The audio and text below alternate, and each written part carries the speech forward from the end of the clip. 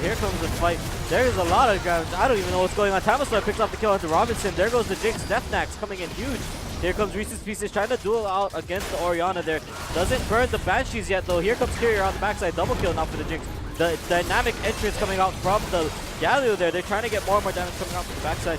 I have no idea what's going on. We're still trying to get set up, but it's a team fight going on nonetheless. As everyone's going on, God Tyrant going to get more and more damage. That's going to be almost an ace for the side of Team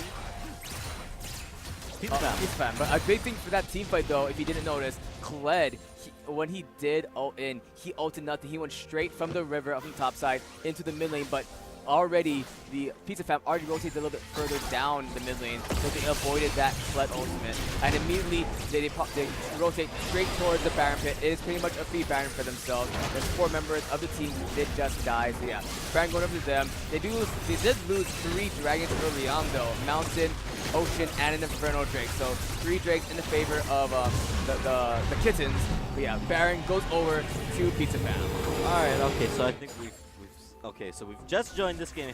For those of you that are trying to figure out what the heck just happened, we just finished our semifinal 1 with the best ADCs in this tourney taking the game over the Beached Whales. So now we're just hopping into the spectate for the other semifinal match between the Kwai Killer Kittens and Pizza Fam on the red side, okay? So just to catch anybody up who's wondering what the heck just happened, why are they screaming at me again, that's what's going on. Yeah, and plus you guys love to hear our voice, especially K-Tab. Plus, plus, I don't think you know it's K-Tab, but look at the acronyms for Hawaii. I noticed when I typed it into the stream over there. Man. I wonder if that was on purpose.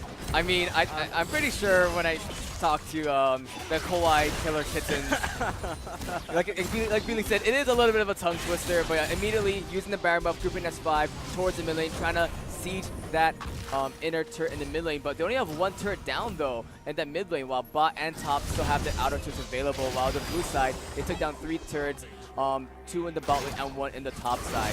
And so that's kind of always an interesting point to talk about, right? When there's so much standing gold on the map, but with the Baron buff, I don't think this is even going to really matter. They have the Orianna for wave clear, but they don't have, it's not enough, it looks like, just to stop the rest of the side of Pizza Fam from taking that inner tier 2. But yeah, Pizza Fam already with the 2,000 gold lead. They've got a good amount of gold already. And now with all these turrets in the side lanes, that's just easy money for them to pick up whenever they so choose. Yeah, especially the siege from Pizza Fam is really strong. You know, Deathnax on that Jinx, a lot of auto attacks onto the turrets. And you have X-Curie on this Ziggs. The Tower Destroyer basically now, especially with that W passive. Once it starts to low down, he's going to destroy the turrets. Oh, here comes the Gangplank ultimate. They're looking for maybe the turret dive. They've got the bubble onto the Kled here. Instead, Shockwave lands onto 2.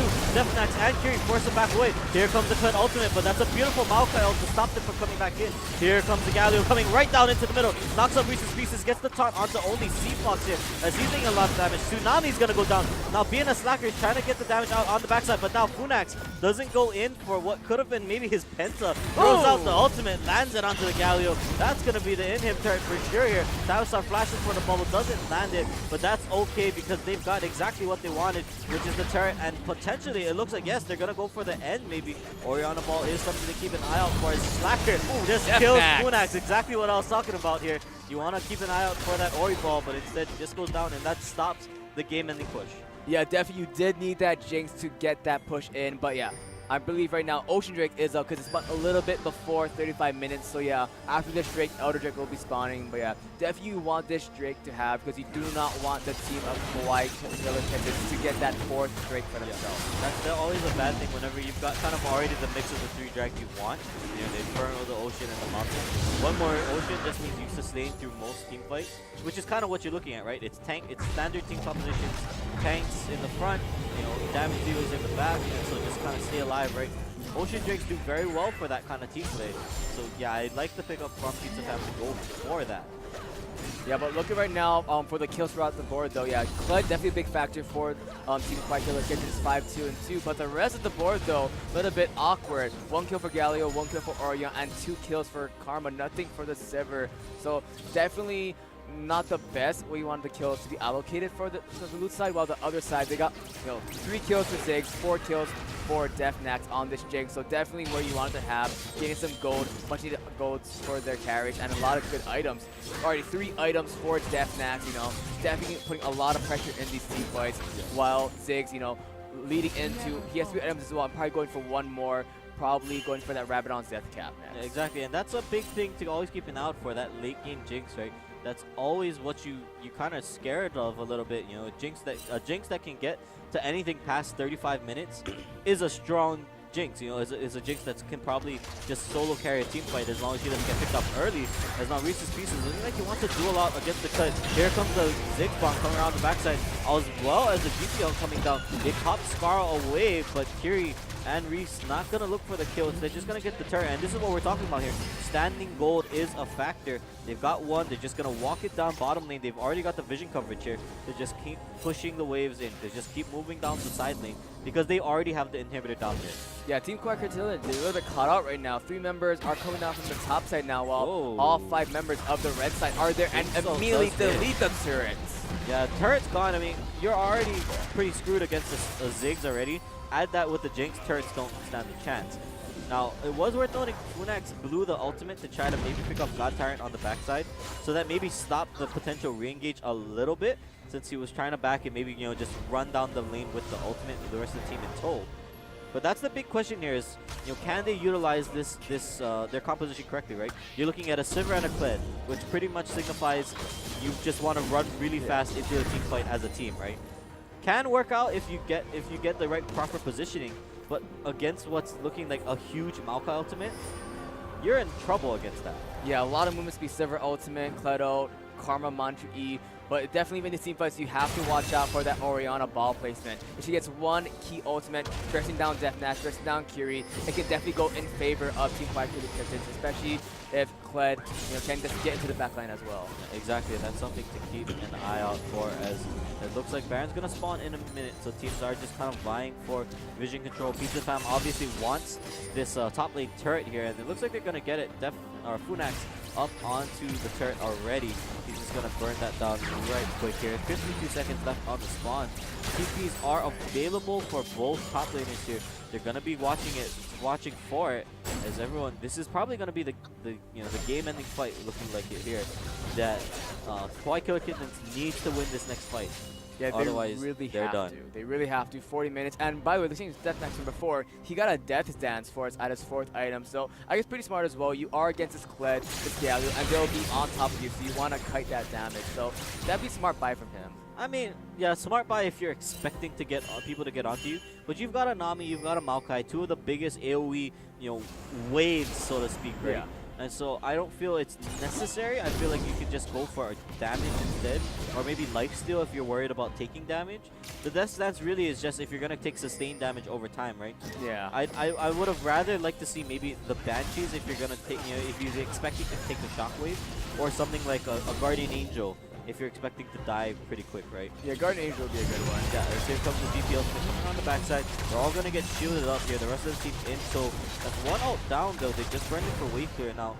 If you're on the side of Team Kawaii Killer Kittens here, maybe that's where you start looking for your fights. Some of the ults are down. One ult is down. You know, you really got to take your advantages where you can get it, right? Yeah, and they do. I'm pretty sure they might have spotted the Orianna backing. So if they do 100% sure that she did back, that could possibly be like a free Baron take for them. It would be like a. But instead, I think she canceled it. Yeah, she canceled it. Go here. Kled's coming up from the bottom lane now. And that's really what you want. You don't necessarily want the Kled to TP into the fight, because you want to use him as your engage tool, right? The amount of movement speed that he gives you with the ultimate is so massive that you can pretty much just catch a team unawares if you're smart about it. Now, so far, nothing really happening right here. The vision control, just looking at this top side of the map, look at that. Just control wards coming out from the side of the Kittens here, but so much regular vision from the side of Pizza Fan. Yeah, the control wards are in the jungle of the Kawaii Kittens, so they don't want to get these flanks, but they have nothing on top of the Baron Pit though. So if they just push these side waves in a lot more, Pizza Fam could possibly take this Baron if they so choose it, because they have a lot of abilities that can burst it down very fast. You got the Gangplank, you got the Jinx, and you got the Ziggs. It can a lot of damage onto this Baron. Yeah, exactly. And so that's the big thing. You know, we saw missing pings come out from the Kittens here, as they were trying to figure out, are they on Baron, are they not on Baron? They weren't really sure. But it is worth noting that Dragon is going to be spawning in another 20 seconds. That's going to be an Elder. And if you're the Kittens, you want that. Yeah, I maybe consider you don't go for the Baron. You know, you maybe let Pizza Fam take the Baron, and you trade that for the Elder, because at this point, the amount of stats that the Elder will give you potentially could give them enough to win a team fight if they're able to force it. Yeah, and Elder Drake is live right now, so yeah, both big objectives on the map are up and everything, but it looks like both sides are just resetting a bit, getting their vision again, get some more vision control around both areas, the top side, the jungle, and the bottom side for this next big objective. But the mid lane turret is really low though for the red side, so it's something you want to take as well as quite a kid, so free up the map a little bit more as well, so you're not as forced, so your minions can push up a bit more for these objectives. Yeah, I mean, just the whole idea of this right now is just so tense, right? 42 minutes in, it's the semifinals. If you win this, you go on to the finals to face the best ADCs in the tournament, which is just hilarious coming from, you know, since this team has the best ADC in the tournament on And he their also side. called himself the best top laner in this tournament too before this well, happened. you can't have it all, or Funax. You can't be all of them at once. You can only, you know. But anyways, so let's take a look at this, right? So I like the move from the side of Kawaii Killer Kittens here. They're pushing up, they're getting the Scuttle Crab vision, they're getting control of the Baron side. But it is worth noting that Pizza Fam already took control. Whoa, Funax throws the ult into the Super pit. Mega Death Rocket Yeah, going doesn't wide. get anything there. But it is worth noting that I think the vision control is a little flipped here. If you're the Kittens, you want control of Elder, and if you're Pizza Fam, you want control of Baron. Ooh, And flash the from flash from Tamisar. Tamisar. Worried about a shockwave maybe, or worried about an engage here. Now, here's the thing. You see the GP moving top. If you're Kittens, the second you see him go, you ult. You're Kled, you go in, right? You gotta make that call because that's how you're gonna win your fight. You already know that the Super Mega Death Rocket is down, so that's, you know, you're not worried about too much there. And really, they gotta start pulling triggers, because at this point, the more that Pizza Fam lets them just scale up, the more chance it gives Robinson to get gold, right? The more chance it gives Orianna to get gold. The more chance it gives Karma to get items, and everybody else that's been behind. And they're slowly but surely negating whatever type of lead they've already built up for themselves. Yeah, definitely. Especially since, you know, both these teams do have a code on the side of Pizza Fam. You got Samson on the side of Kawaii Killer Kittens. You have Keto, you know, being that main shock off for the team, making the calls what to do. So yeah, definitely relies on the coaches right now to see what they can do for their team and how they can make it the win for the big W for themselves. But you know, I like the build coming out from Gala right now with that Gargoyle's Helm. So a lot of them more of that arm in the team fight, especially against, you know, Reese's Pieces on Gangplank, Deathmax's King. So definitely a smart item to build, especially, you know, on the Gargoyle himself. Yeah, and so I've liked that pickup so far here. You know, a lot of you want to get just tanky, right? If you are High Five Light, right? His light. He is light. His light. Yeah, whatever it is, right? Whatever his name is. You want to get tanky because you know your biggest competition is to out tank the Maokai. That's all you're looking to really do as the Galio, right? Kled has kind of like a little bit of tank stats, but he's more your engage than he is your long-term scaling tank here. So Pizza Fam doing a great job of controlling the vision, but yeah, Galio needs to be ready to pull that trigger and just be the engage. As it looks like the rest of Pizza Fam, I don't know if they saw them moving towards the dragon, but they do have the Kittens do have good control of the Baron Pit. There goes the scrying orb. They know that they're not on it. And again, we're going back to this whole lane push. One push here, one push there. And I don't know, this is getting kind of nervous here as the next team fight really at 45 minutes wins it. It's definitely a really calculated, you know, plan for both teams though, because they know one team fight can decide the game for either team. So they got to play it smart, play it calculated, do not get caught in these situations. That's why you see 4 members of each team moving to get vision around Baron, around Elder Drake, because they know they can't be caught out by themselves. Like how before we saw Tamisar trying to ward Baron and had to flash away from the Orianna to not get killed there. And wow, one Q from a Zig chunked down Robinson's health a bit. Yeah, just one Q, just enough to kind of push him down at least 25%. And so there goes the Sterix prop from Reese there. Again, so I think if I'm not mistaken, what Pizza Fam is waiting for is the flash to come up on their knock.